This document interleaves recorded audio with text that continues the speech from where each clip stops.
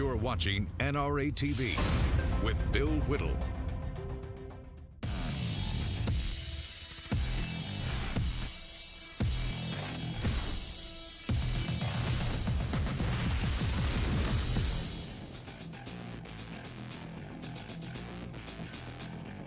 I have no problem whatsoever with people protesting my speeches. I do have a problem with people who won't actually let me speak. And that's the theme for today here on the Hot Mic Show on NRA TV. Hi, everybody. I'm Bill Whittle, live from Los Angeles. Hot Mic is, I don't know, what is he, 17, 18 feet away in his dressing room. It's a cloudy day in Los Angeles, really unusual for the summer here. It's usually just baking hot, but it's actually overcast and even a little bit of rain this morning. So Mike's in his locked in his dressing room, and he's not coming out. He said the humidity is really bad for his hair, and when we asked him, well, when will you be back, he said he didn't know he wanted to die. Hopefully we'll have him back tomorrow.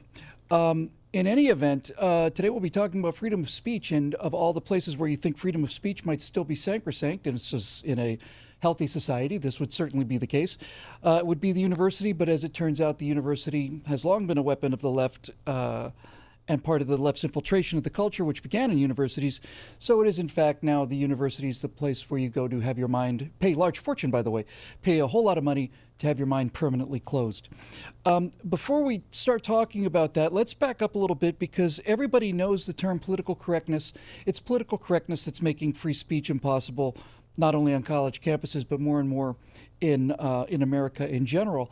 And everybody knows political correctness, but nobody knows where it comes from. So let me give you a quick rundown on this, little tiny history lesson here.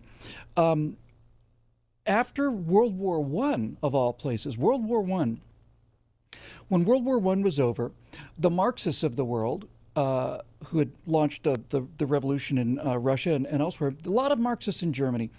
And after the First World War was over, they looked around and they said, where's the workers' revolution? Marx said this was science. He said this was what was going to happen. Societies become industrialized. Once they become industrialized, the proletariat, the working class, will rise up in revolution, take over the means of production, and it's science, not just theory.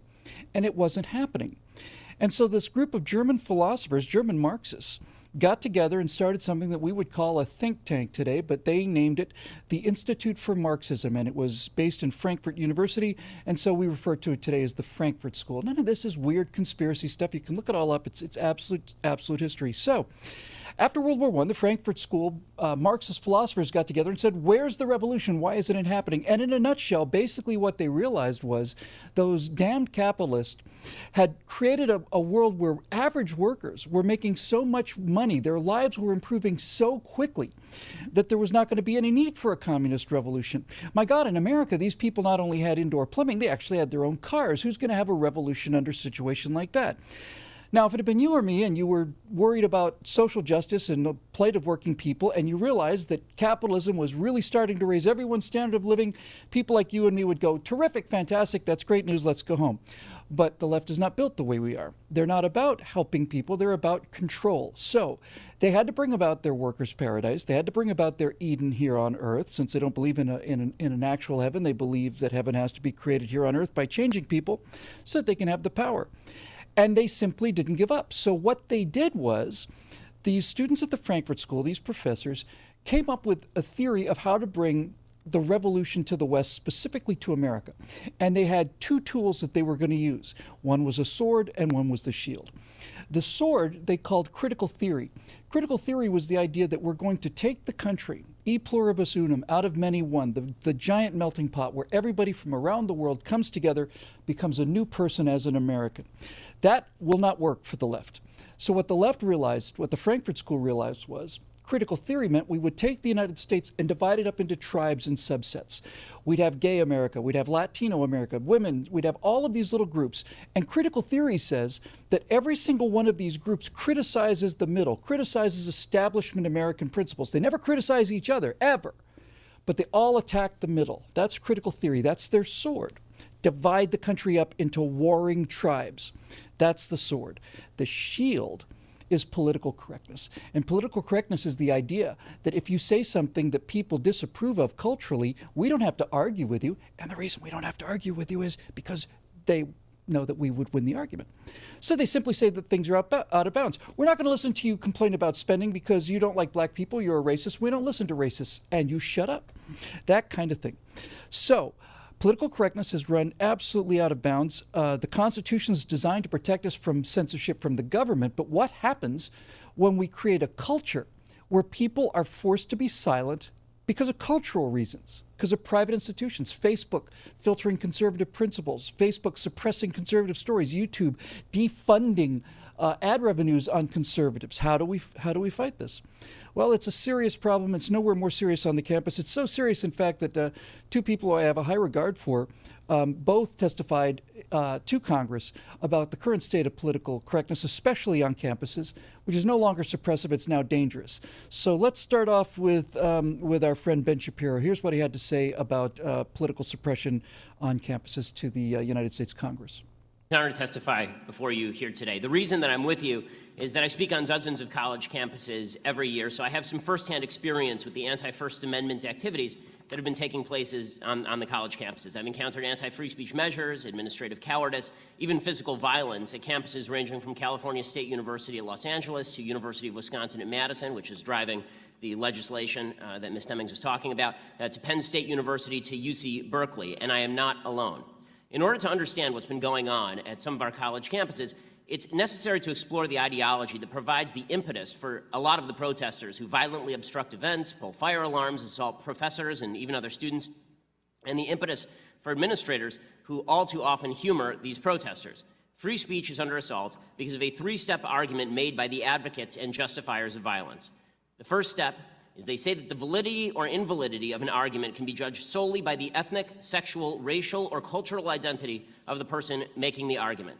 The second step is that they claim those who say otherwise are engaging in what they call verbal violence. And the final step is they conclude that physical violence is sometimes justified in order to stop such verbal violence. Not only do some administrators look the other way, at Middlebury College, Cal State LA, Berkeley, Evergreen, actual crimes were committed and almost nobody has been arrested. But they actively forbid events from moving forward, creating a heckler's veto. The notion that if you are physically violent enough, you can get administrators to kowtow to you, to bow before you, by canceling an event you disagree with altogether. All of this destroys free speech. But just as importantly, it turns students into snowflakes, craven and pathetic, looking for an excuse to be offended so they can earn points in the intersectionality Olympics and then use those points as a club with which to beat opponents. A healthy nation requires an emotionally and intellectually vigorous population ready to engage in open debate at all times. Shielding college students from opposing viewpoints makes them simultaneously weaker and more dangerous. We must fight that process at every step. And that begins by acknowledging that whatever we think about America and where we stand, we must agree on this fundamental principle. All of our views should be judged on their merits, not on the color or sex or sexual orientation of the speaker, and those views should never be banned on the grounds that they offend someone. Thanks so much. Ben Shapiro found himself at a speaking event locked in a closet with his security, with mobs of people banging down the door calling for his death, actually. It's not a joke. Let's hear what Adam Carolla had to say. Thank you. It's an honor to be asked to speak in front of you all. First, just a quick piece of business. Do we get to keep these pads? This is going to be huge. We're talking a lot about the kids, and I think they're just that, kids. We are the adults, and I don't think we are doing the children. I mean, these are 18 and 19-year-old kids that are at these college campuses. They grew up dipped in Purell, playing soccer games where they never kept score and watching Wah Wah Wubsy. And we're asking them to be mature. We need the adults to start being the adults. Studies have shown that if you take people and you put them in a zero-gravity environment, like astronauts, they lose muscle mass, they lose bone density. We're taking these kids in the name of protection, we're putting them in a zero-gravity environment, and they're losing muscle mass and bone density. They need to live in a world that has gravity. When you need to expose your children to germs and dirt and the environment to build up their immune system. Our plan is put them in a bubble, keep them away from everything, and somehow they'll come out stronger when they emerge from the bubble. Well, that's not happening. we need law and order. We need to bring back law and order, but I think if we just had order, we wouldn't need law. So could we just bring back order, and could the faculty and administration on these campuses act like faculty and administration, and most importantly, adults who are in charge of these kids who need some gravity in their life? Thank you. Yeah, to say the least. Just in conclusion, there was an article on Salon magazine, which is about as far left as it goes, and they made a list of 10 comedians who were basically not going to perform anymore because of political correctness. And among those comedians are Chris Rock, Patton Oswalt, John Cleese, Bill Maher, who's not mentioned in the article, but Bill Maher said there's too much political correctness. Also, Dennis Miller, Larry the Cable Guy, and Tim Allen. Tim Allen's also not included in that article. But there's an important distinction here between Chris Rock, Patton Oswalt, John Cleese, and Bill Maher, as opposed to Dennis Miller, Larry the Cable Guy, and Tim Allen. And the difference is that the politics of guys like Chris Rock, Patton Oswalt, John Cleese, and Bill Maher are the ones that created this political correctness. This is their children. This is the monster that they've made. And a monster is not too strong a word. So let's bring in our guest today, who is Peter Van Voorhees. He's written for the Blaze, the Daily Wire, the Independent Journal Review. You can find him at petervanvoorhees.com. Peter, good to see you. You're doing really extraordinary. Oh, thank you. You're doing really extraordinary work out there in terms of exposing the suppression and the intimidation and now the actual violence that's prevalent on American colleges today. What would you say to somebody in middle America, let's say, who maybe didn't live in California or any of the coasts, and even who may not have kids in college recently? They would not recognize a university today, would they? No, they wouldn't. And here's the reason why, Bill.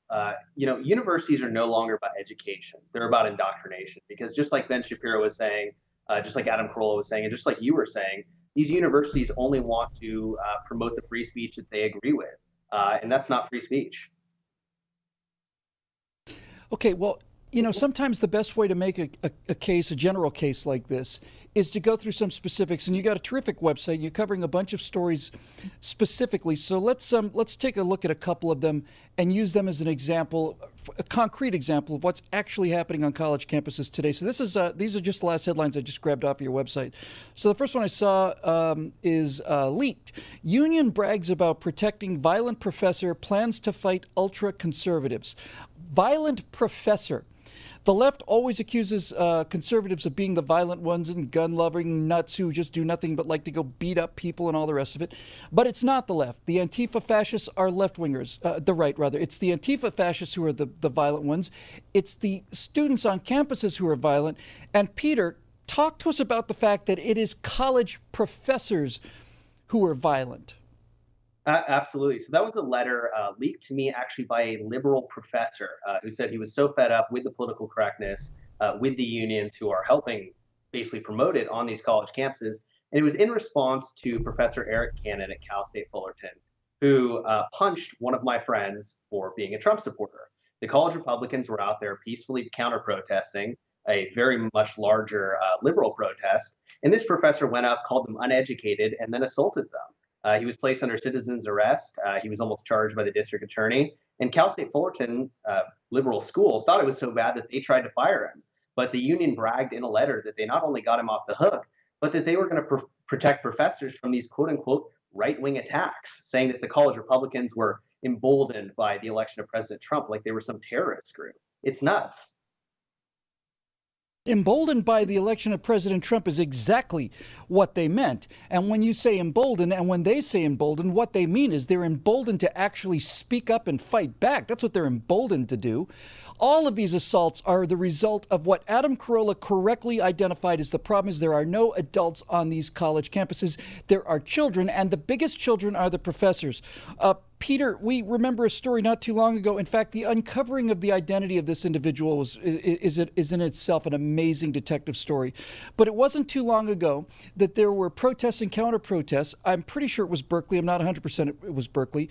And somebody had a bicycle lock, one of those big, heavy U-shaped things that you clip your bicycle to a pole to. And one of these people, these Antifa fascists in the black mask and the black boots and the black all the rest, had a bicycle lock, and there were pro-Trump people out there, and this person was beating them on the head, knocking them bloody, making them dizzy. Imagine my surprise, Peter. Imagine my shock when we find out that the person who's beating people over the head at a political discussion of just people speaking on the street was in fact an associate professor at the university. I'm really not surprised by that. I mean, Berkeley, all these different colleges are crazy. Berkeley is a new level of crazy. And I'll give you a quick example of that. My great friends up there at the College Republicans, when they brought Milo Yiannopoulos to speak in February, you all saw it on national news. The campus was on fire.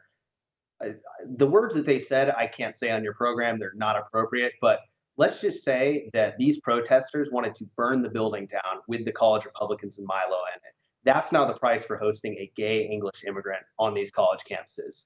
Just because they disagree with your point of view, a lot of these people would be willing to kill someone for it. Luckily, most of them are just threats. Most of them won't act on it, but certainly people like this professor are willing to do that. And they're getting more and more emboldened as these university professors, administrators, and the fellow students don't stop doing this bad behavior.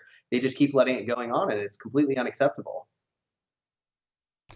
This is, look, it'd be bad enough if these images that we saw were coming from students, and obviously they were students. There is a sprinkling of some professors in there. But the shame of it, the actual genuine disgrace of it, is not so much that it happens. The disgrace of it is that again and again and again and again, we're not talking about people arguing. We're talking about people smashing windows. We're talking about people assaulting people with a deadly weapon. All of this. And the universities not only do not discipline these people, they tacitly support them. Sometimes they openly support them. They'll ban college Republicans. They'll ban conservative speakers. They'll do all of this stuff, and they'll do backflips about, oh, well, we didn't have the proper permits, or we didn't have room to put this Ben Shapiro event on, and so on. But the colleges have created these monsters, and now we find, as you said, I'm so glad you mentioned that first article came from a leaked email. The liberal professors who created these adult children, these violent, uneducated, vicious monsters, the people that created them are afraid of them now, aren't they, Peter? The professors are afraid of their own students that they've made. That's so correct. You see that in the professor that leaked this email to me. You see that with Professor Brett Weinstein up at Evergreen, who just for being white was told that he was not allowed to be on campus during a day without whites. Both of those stories, have gone pretty national because it's so representative of the broader problem. I have professors reaching out to me from all different sides of the ideological spectrum, but a lot of people on the left saying, hey, this is crazy. This is unacceptable. Because it's not education, it's indoctrination, and it's totally antithetical to what the university is supposed to stand for. Yeah, and that sounds real nice. And listen, I don't doubt their sincerity. I really don't. I don't doubt the sincerity of left-wing teachers who are just shocked, as I am, shocked that after 20 years, 30 years of indoctrination in colleges and an entire lifetime of these children being given everything they want on demand, and if they don't get it, they have a temper tantrum and they start kicking and screaming on the floor at Walmart if they don't get the toy, and if there's something they don't like at a college campus, and they start smashing windows because they're infants. But it's left-wing philosophy that created all of this. It created it all.